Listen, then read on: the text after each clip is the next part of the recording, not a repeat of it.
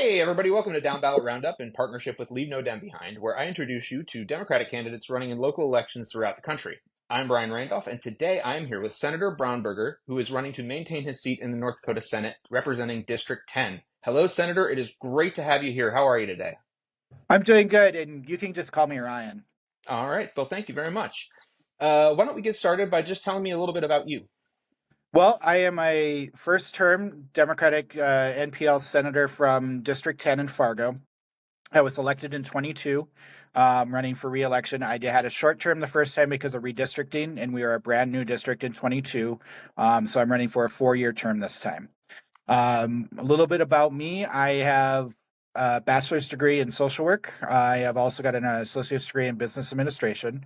While I was wrapping up my degree in social work, I was working in housing, working with homeless and helping people get housed. And I was raised in the Red River Valley most of my life, and I have deep roots in the Fargo region. Excellent. All right. And can you tell me a bit about District 10? District 10 is a portion of Fargo, North Dakota. It is about 10 square miles, mostly apartments, very diverse community. We also are kind of as some of my colleagues like to say, the fun part of Fargo because we have our Shields Arena, which is where our hockey team is. Our mall is in that same area. And we will have a future science museum that is currently being planned for our area. So it's a very much the commercial real estate area and part of town. Awesome. Would you mind telling us just a little bit about the differences between what the NPL and like what that represents? Yeah, the Democratic Nonpartisan League is the Democratic Party in North Dakota. So for many years, the Nonpartisan League has been a staple across the state, going as far back as the 1930s, 1920s. It used to be just the Nonpartisan League, which would support both Republicans and Democrats, but now it is only affiliated with the Democratic Party today. So and that's where it is, and that's where it has been for a long time. I can't remember how long, but it's been there probably the last 30, maybe 40 years. So Okay, thank you. I was just curious. So as you've been going out and getting to know people, talking to people in the district, what are some of the issues you're hearing popping up a lot around there? well, we have a big measure on our ballot right this time is about property taxes. Property taxes are a big issue that are mainly get talked about. Um, right now is one of the big issues. The other one is always education and childcare, is also another big issue. With us being a high renter district, rental rates and eviction rates and renters' rights are also a big issue in my district because we have about 75% are renter occupied people than we do have owner occupied. How are what are the strength of renters' rights in your area? Very little. There's Okay. very little renters' rights in North Dakota. Like, we only require a 3-day notification for evictions. There's no mediation element to it. Um, there's a lot to be desired. We do have very good advocates out there, but they still don't have a lot of power on what they can do. And there's no required representation for evictions in the court system or anything like that. Now, as a senator for the last couple of years, have you done anything in particular that you were particularly proud of, pretty excited about? I worked in a lot with about childcare. I was very much an advocate to make sure that it helped increase the amount of childcare assistance that's available for low incomes. I was also pushed for funding for childcare. We didn't get quite as much as we wanted to, but I was one of the big advocates for that and actually sponsored a few bills to do that. Um, those are one of the things I'm proud of, and I also fought off a lot of the social issue regarding book bans and the anti-transgender or the anti-drag queen stuff, and was able to make sure that they were blunted per se and not necessarily get as bad as what they were intended. How is the kind of culture war-y, book banning stuff work going there? I mean, is it starting to lose some of its teeth, or I'm afraid not. I don't think it will be. I think there's probably going to be more. I have a feeling we're going to start coming back to that. Are currently the transgender affirming care bill that we passed last time is actually in our court system right now.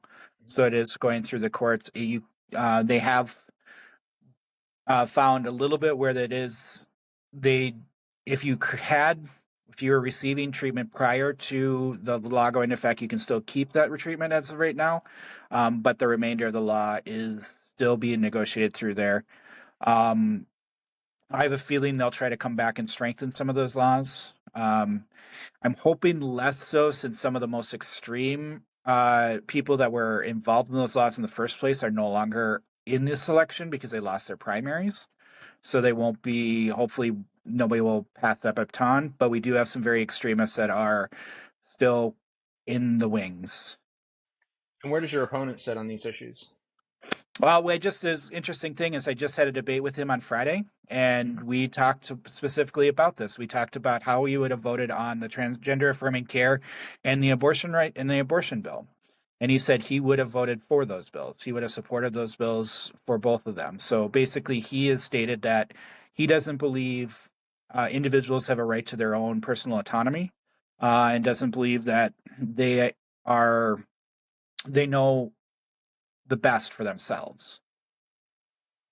So essentially, a vote for you is to continue fighting these battles, and a vote for him would be the opposite. Correct. Yep, that is correct. Okay. Are there any other issues you're looking forward to working on, or maybe continuing with these in the upcoming session? Mainly, I want to expand more. Excuse me, more on childcare. I also want to work more for tenants' rights. That I'm really looking forward to. I'm really interested in some of the things that we have been working in the interim that are coming through, like redefining our charitable gambling laws and who gets those, because they've gotten kind of wild west, and then also supporting some of the stuff for energy that we have out there, and increasing our energy capacity by strongly looking at nuclear power for new generation of electricity across the state. Because one of the things I learned through the interim is working with in the energy committee for the interim, I learned that we have to be very careful of what we do next, because it could very possibly, if we start closing things too early, we could start having rolling blackouts in the state of North Dakota, and right now we have a surplus. So we got to be very careful in that aspect. Oh, yeah, that is potentially very problematic. Yeah. All right, so we have reached my final question, which is my favorite question. I call it my softball question. I would like to know, what about your district makes it special to you? Oh, I mean, it's just where I grew up. Um, I love Fargo. I have always been a Fargo, and I moved away for 10 years, but moved right back.